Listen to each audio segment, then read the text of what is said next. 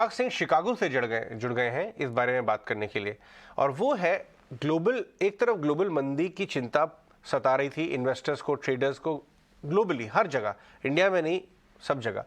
लेकिन दूसरी तरफ लास्ट एक हफ्ते में जिस तरह से दो बड़े बैंक गोल्डमैन सैक्स और बैंक ऑफ अमेरिका दोनों ने कहा यूरोप में ग्रोथ आ सकती है, यूरोप में उतना खराब डेटा नहीं है जितना हम 6 महीने पहले सोच के बैठे थे। पहली बात। दूसरी बात, चाइना रीओपन होना शुरू हो गया। ये दोनों, एक इंजन तो फुल थ्रॉटल पे आने में समय लगेगा जो कि यूरोप है, लेकिन चाइना का इंजन स्टार्ट हो गया है। वो बहुत बड़ा हिस्सा है पूरे ग्लोबल इकोनॉमी का। तो शायद ये लगने लगा कि इतनी बहुत ज़्यादा धराशायी नहीं होगी ग्लोबल इकोनॉमी, कहीं ना कहीं सॉफ्ट लैंडिंग होगी। और इसकी वजह से आपको दिखाई दिया होगा यूरोप में माइनिंग स्टॉक्स चल रहे हैं, इंडिया में माइनिंग स्टॉक्स चल रहे हैं, साथ में आईटी स्टॉक्स चलना शुरू हो गए। तो ये जो है इम्पॉर्टेंट बात है। और हमारे साथ अनुराग आ गए हैं बात करने के लिए। अनुराग, क्या ये सही होगा अनुमान लगाना कि शायद यूरोप उतना स्लो डाउन ना करे जितना पहला समझ रहे थे, और चाइना रीओपन भी फायदा कर सकता है, तो इससे बड़ी भयंकर आर्थिक मंदी से हम बच जाएंगे? तो अजय, ऐसा लगता है कि अभी यूरोप में तो काफी उम्मीद है कि मंदी से बच जाएंगे, क्योंकि देखिए सारे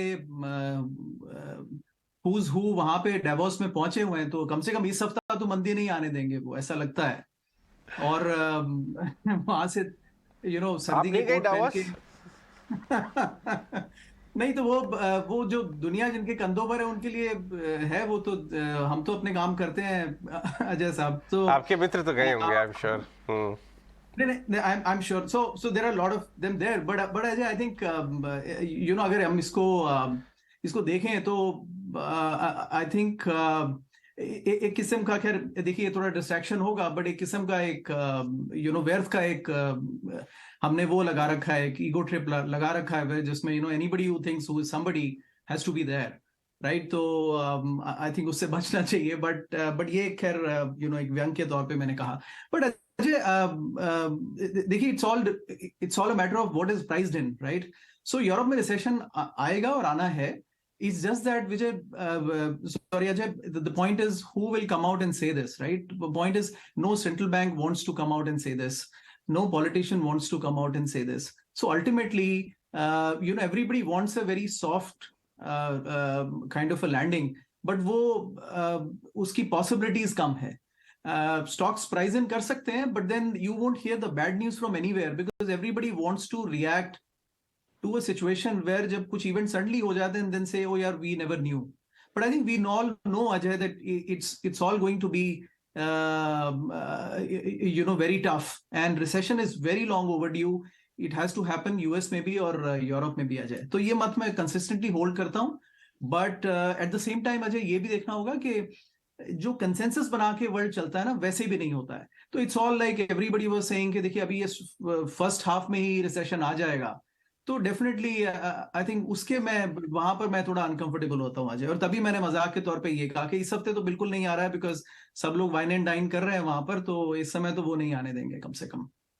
तो इस समय आप कमोडिटी से बुलिश हैं क्या? और दूसरा, ये जो ग्लोबल सेंट्रिक सेक्टर्स हैं उस पर क्या लॉन्ग रहना चाहिए आपका? कुछ टेक्नोलॉजी स्टॉक्स हो गए, मेटल एंड माइनिंग हो गए, इनके ऊपर आपका क्या व्यू है इस लाइट में? तो okay, so Ajay, I think technology, sorry, metals पे आते हैं। मेटल्स का जो मेजर अप साइकिल था, आई थिंक वो हो चुका है। We can't rely too much on China's numbers, और सिर्फ उसी पर हम अपनी थियोरी बेस नहीं कर सकते हैं। बट अदरवाइज ग्लोबल रिसेशन में commodities can't really, I think जो मेजर टर्न अराउंड था वो हमें नंबर लास्ट ईयर में मिल चुका है। तो आई थिंक इसके बाद अभी बहुत ज्यादा क्वांटम मुझे नहीं दिखता है। The only separator is energy. Energy continues to be bullish, and that continues to be a bullish trend for the entire decade actually. Ajay, big tech में आपने क्या पूछा? सिर्फ you were talking of big tech in US या फिर something else? India में भी, और जो एक्सपोर्ट ओरिएंटेड टेक्नोलॉजी कंपनीज हैं, दुनिया भर की कॉरपोरेशंस को अपनी सर्विसेज एक्सपोर्ट करती हैं, वो भी चलने लगी हैं, वहां भी डर कम हुआ है। उन पे क्या व्यू है? And export oriented from India? जी हाँ, जी हाँ। हाँ, तो हाँ, वो क्यों चल रही है, मैं बस आईटी पर व्यू दे सकता हूँ अजय। बिटवीन सो देखिए ये दो इनकी चैलेंजेस अलग हैं. The big tech in US has a very different challenge. It has a challenge of market. तो बिकॉज वो डिमांड पुल फॉरवर्ड हुआ, जिससे consumption during the pandemic years, 2 साल में कंजम्पशन पुल फॉरवर्ड हो गया, तो लोगों ने तमाम अपने hardware, software and the entire investment into the cloud where companies thought दुनिया ऐसे ही चलेगी, वो ओवर थोड़ा पुल फॉरवर्ड हो गया. तो उसमें एज एवरीबडी सेइंग, उसमें स्लो डाउन आएगा. Because of that some spending will also be cut. Export लिहाज से इंडियन टेक्नोलॉजी कंपनीज की बात करें, अजय, मैं केमिकल्स पे तो ज्यादा नजर नहीं रखता हूं, पर टेक्नोलॉजी पे डेफिनेटली कह सकता हूं कि they will face a tougher environment. I think मुझे ये मल्टीपल्स रिलेटिव सेंस में अभी भी महंगे दिखते हैं, बिकॉज अल्टीमेटली सर्विस प्रोवाइडर्स हैं. We can't accord them multiples of 25 and 25 and above, right? Because उस किस्म की ग्रोथ नहीं आने वाली है. और and again I think Ajay, वहां पर भी वही व्यू है कि they will not come out and से इट लाउड, बिकॉज अभी until they see the recession coming in US, वो भी आके क्यों कहेंगे. बट ट्रेंड यही है कि जो लास्ट 2 years में उन्होंने अर्निंग्स का क्वांटम जंप देखा, उसमें कमी भी आ सकती है. जो I mean it, you might have as well have a negative growth.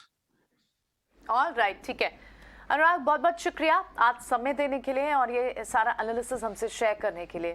Thanks a lot.